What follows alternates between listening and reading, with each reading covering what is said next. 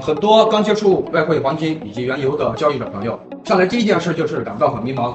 别人说的即期、远期、期货，还有期权、保证金，那么这些到底有啥不一样？我到底应该选哪一种？风险点又藏在哪里？市面上所有的外汇交易基本上分为这5大类：即期外汇交易、远期外汇交易，还有外汇期货、外汇期权，还有差价合约，也就是保证金交易。主要的分为这5大块。咱们今天就一个一个掰开揉碎，给大家做一个详细的讲解总结。